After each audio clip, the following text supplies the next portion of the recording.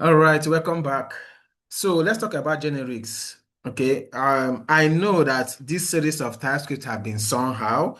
Yeah, I know it's hard to understand at the fourth glance, but it is even when I started learning TypeScript, it was like this for me. I didn't grab it at first glance. So it is something you should have to. I always say it as I make these classes. It's something you should rewatch. It's something you should read books on. It's something you should practice more. All right.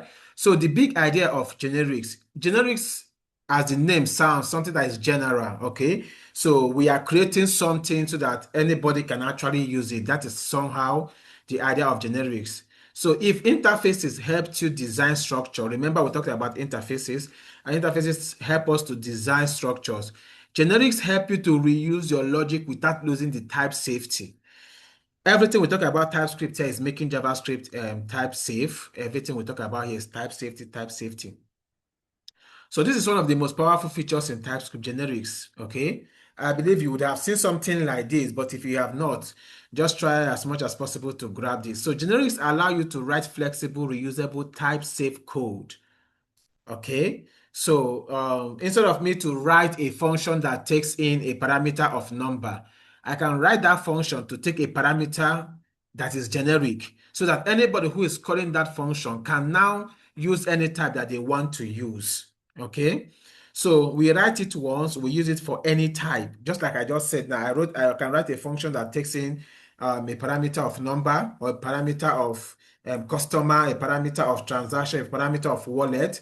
Okay, but instead of me doing that, I can write that function so that it will take a parameter that anybody can actually use. So what is the problem with that generics?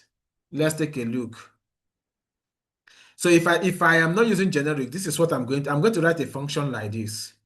Okay, so let me show you. I'm going to write a function like this.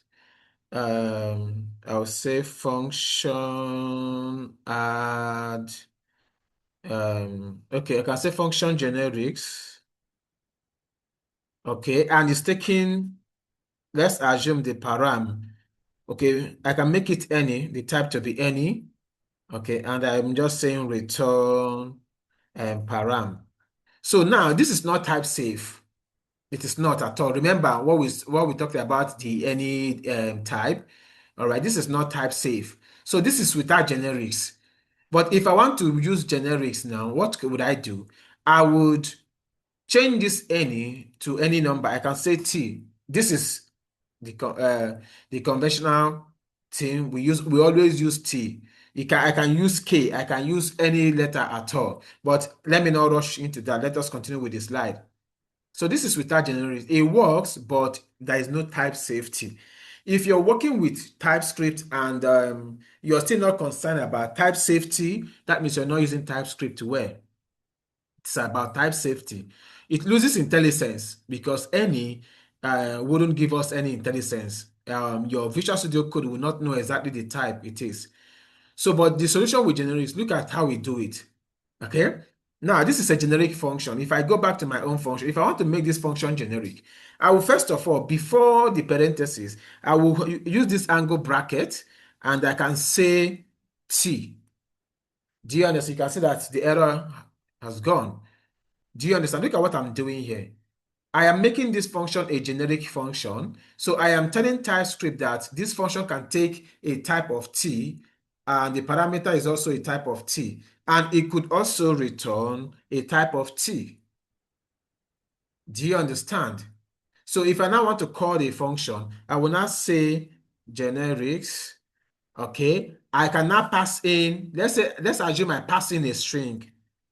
Of course, TypeScript would infer it to be a string. Do you understand? TypeScript will infer it to be a string. Okay. I can also come in here and say, okay, let me specify it, but this is redundant. Okay. Oh, sorry. This is redundant. I shouldn't be doing this, but I'm just telling you this is how we use it. Okay, now if I have said generics, now I'm using because now look at what I'm doing here. This T can be anything, so that is why I'm using string here. I can come again and say generics, And this time around, I'm using a number. Sorry. I'm using a number. I'm using a number and I now say 7. You can see I have used this generic function however I want using different types. And if I take my mouse over this generic, you can see that here is returning a number. And if I take it over to this first one, it's returning a string. So this is what generics actually help us do. Like I said, I understand that this is going to be tough for you. This is your first time maybe of seeing generics. This is your first time of seeing TypeScript. Just practice more, all right? So this keeps the type safety. It makes it flexible. You can see that I was able to use the generic function with string, with number, okay? Now, the key idea here is that the T is a placeholder for a type. It can be anything. This T that we used here is a placeholder for the type that you might want to use when you're calling this function. I can name it S. Okay, I can name it S. I can name it anything. You can name it anything. But by convention, because of we are talking about type, most times T is actually the, but you can use any letter at all to represent it, but let it be capital letter. All right. So we have seen the basic and generic function. The function after the function's name before the parentheses, you now have to put your generic syntax, the angle brackets T. All right. So what we are saying is that we are going to be making use of a type called T, that is a placeholder here. So now the value can be T, the return type can be T. Okay, so here you can see that what we are using here. So the echo here, we are using a string, and echo here, we are using a number. And with type inference, I don't need to use when I call the function, I don't need to put the angle brackets there. If I just call the function with the parameter, TypeScript would actually infer T to be string. All right, so you can also, generics also work with arrays. See this function, get first, and we are working with array of T. Okay, we are working with array of T. So let me take you back to the Visual Studio Code. So I can say now that I'm calling this generics. This parameter is going to be of type array. Okay, but now it might now return array a single item. Okay, it's like there's a mistake here. Param, well, let me see my mistake here. S or undefined is not unable to type S. Okay. What am I getting wrong here? S. Okay.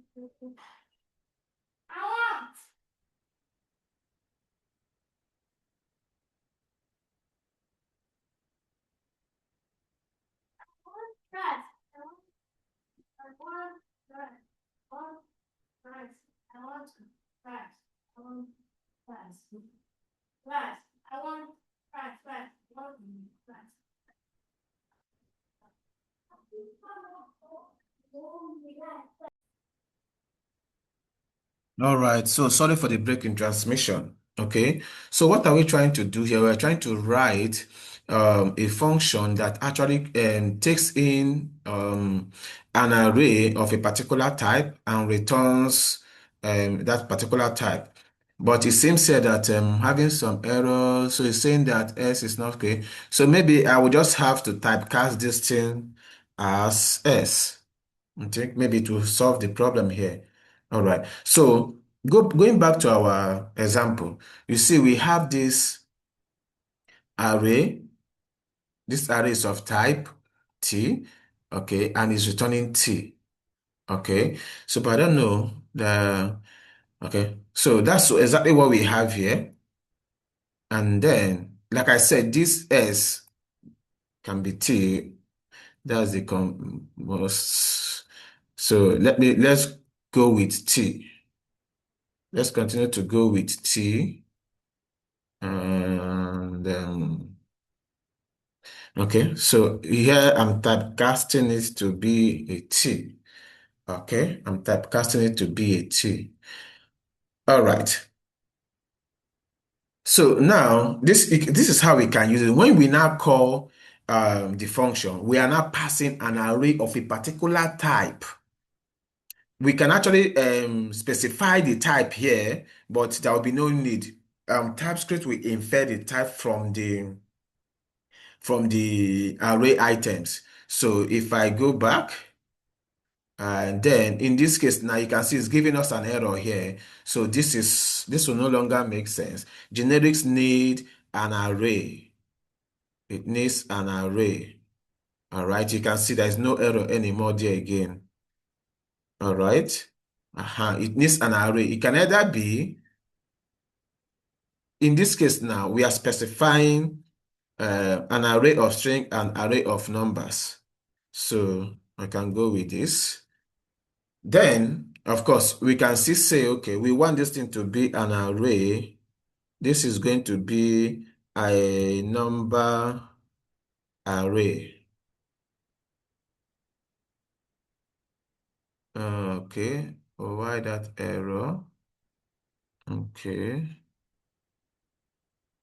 Okay, so no, it's just we are saying that this is going to be a type of number, and then the arrays are going to be type of number. Okay, so why this matters? It is, see, most of the things we are learning here, yeah, I understand it's hard to understand all those things, but the thing is that it makes you write better code, reusable code across your program, APIs, data processing, you understand? Let me even show you an example. I'm currently working on a project now. I'm currently working on a project, and you can see what I'm having here. You can see this is okay, so this my user repository is somewhere. Let me take you to where I have it. You can see now that, look at, I'm implementing an interface. We talked about interface. Let me also show you, if I go to let me go to this interface and show you where I am using generics. You can see now that this interface, this one now has generic here, and this is the type. If I go to where I define this generic, I'll go back here. This is where I defined it, and you can see it's a repository, interface repository of a type T. So this makes code reusable, wonderful, and life is easier when you write programs like this. Trust me. Okay. All right. So we can also have multiple generics. Okay. So let me also show you where I use multiple generics. So if I go to my use case, yes, in my use case, I use multiple generics there. Um, my use case. Okay, no, um, in my interfaces, this is my use case, no?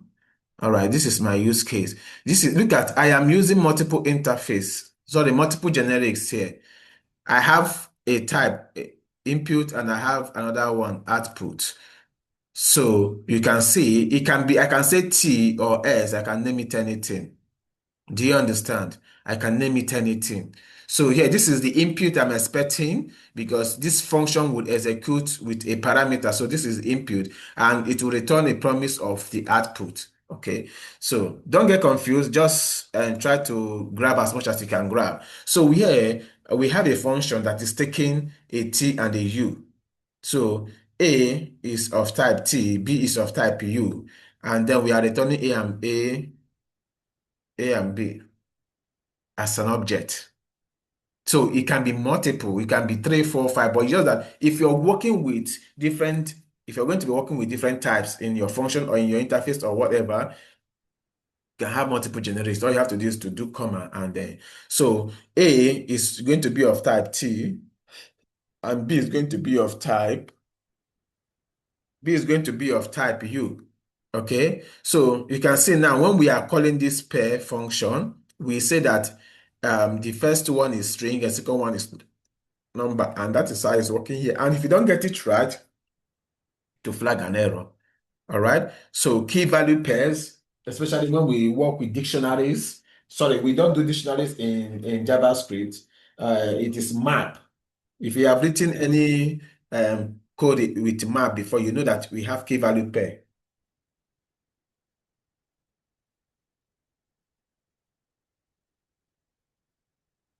API mapping. I'm just so sorry that some of this is I'm saying here might be advanced to you, but it's okay. Okay. For me, when I'm learning new things, whenever I meet new things that I couldn't comprehend immediately, I just try to grab it and know that, oh, this thing exists. So I will not take time to learn it. All right. So we also have generic interfaces. I have just shown you the one of the interfaces I have in my code. So here we have an interface of type T, and then the data is going to be T. All right. If we have wanted to also make this sources a generic type too, we would have maybe provided another. We'll not use multiple interface. We'll not say T comma something or maybe U. Then this sources will not be of type U. All right. So look at how we used it here. The data is of type here. We are saying that the data is going to be of type string. If we have provided maybe another data type here, data is going to be of that type and it must correspond. Okay, you can try it out. So look at an example here. API response. Okay, there's a place I also have API response in my code. Let me show you. That would be in my um my types, yes, that would be here. I have API response. Okay. Uh, so I'm returning, anything I'm returning, anything I'm returning from my API should have that structure. I have it somewhere here. Oops, where is it again? Okay, it should be. I have it somewhere here. API response. Uh, Okay, this interface is for my API key repository.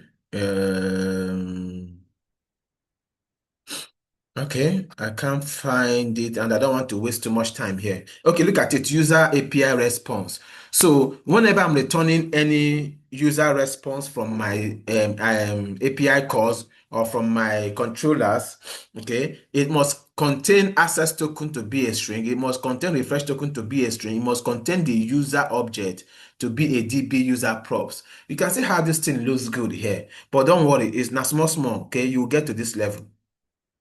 So we also have, now we are creating a variable of type API response, and we have amount and number. We have amount to be number.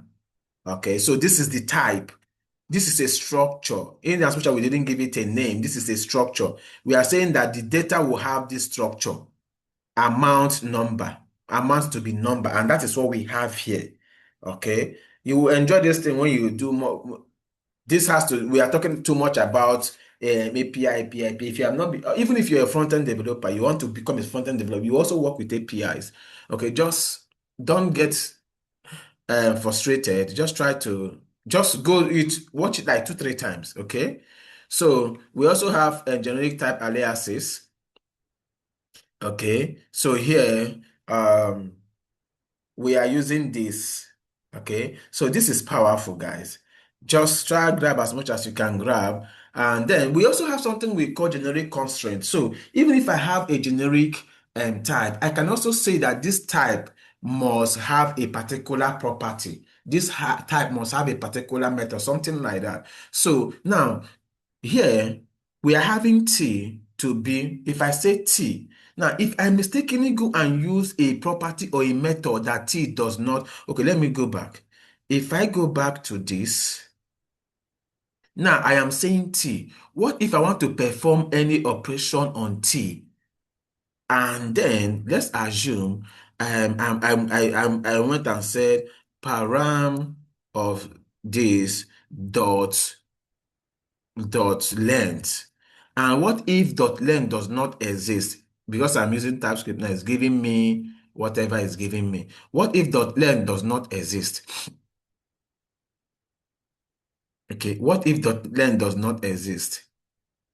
Okay, okay, so okay, let me say, of course, if I say param dot length exists in this thing. So, but what if dot length does not exist? What if dot length does not exist?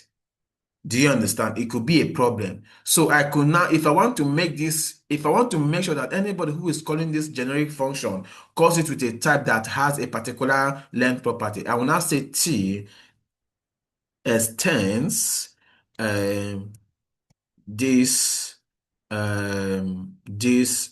property length is of type number.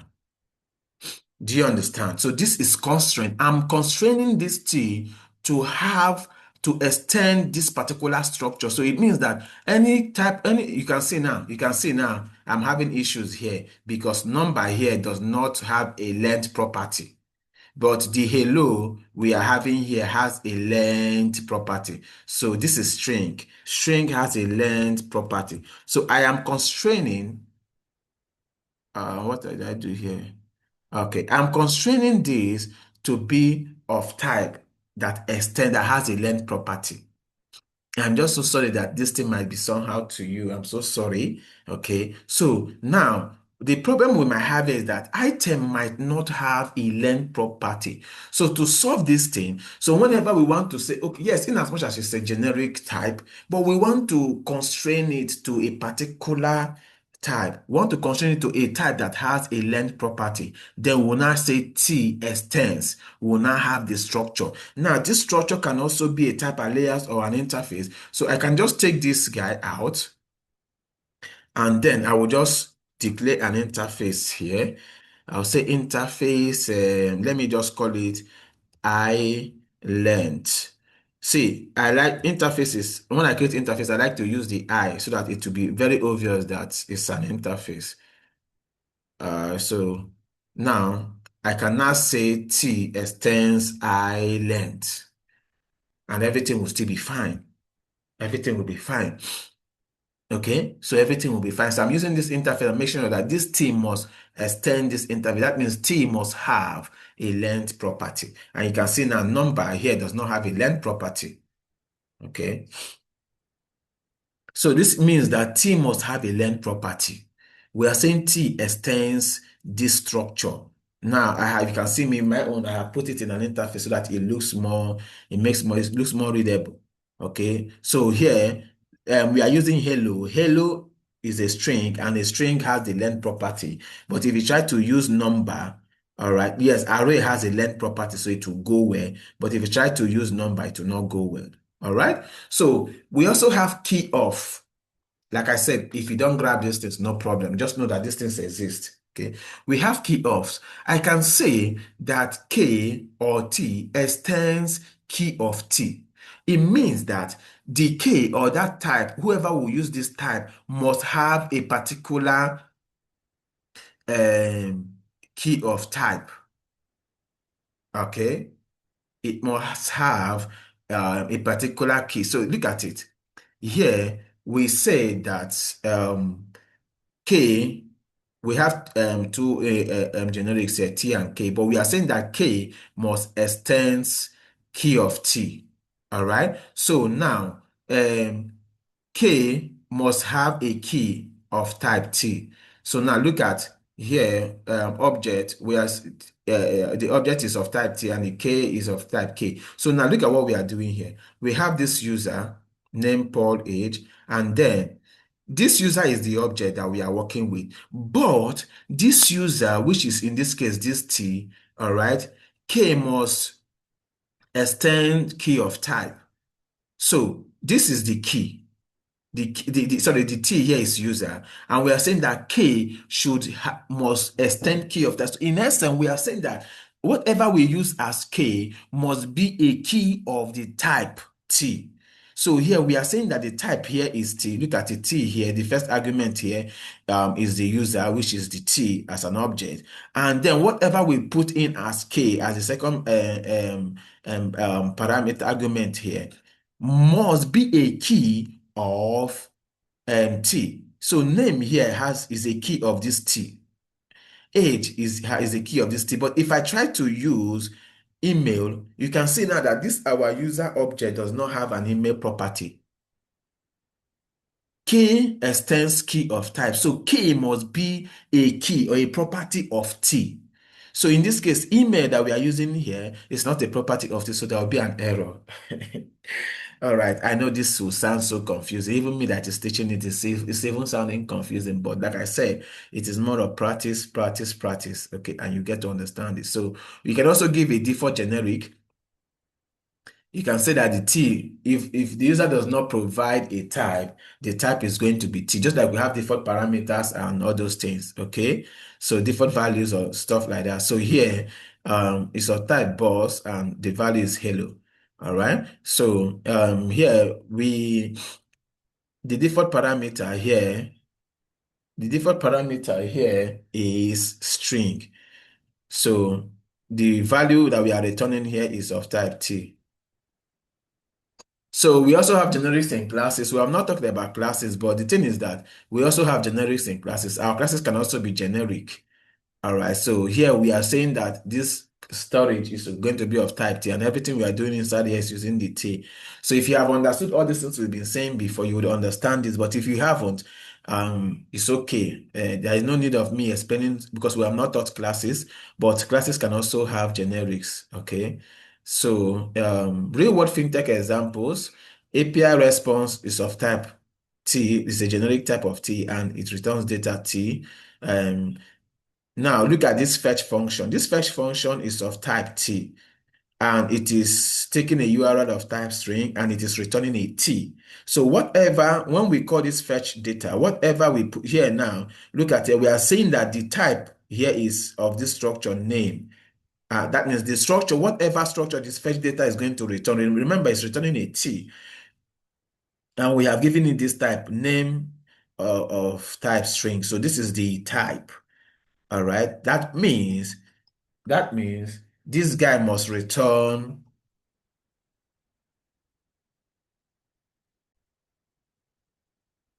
So that is one thing with having a generic type. So like I said, if this thing looks ugly to you, frustrating, it's okay. All right. So if you have any questions, if you have any issues, come to the community. Let's talk about it. Come to the WhatsApp group, come to the platform, chat us up, reach out to me personally, and I will answer you. Okay. And if you need the book, I'll also ask me and I'll give you a book to read on TypeScript. Thank you very much, and I'll see you in the next class.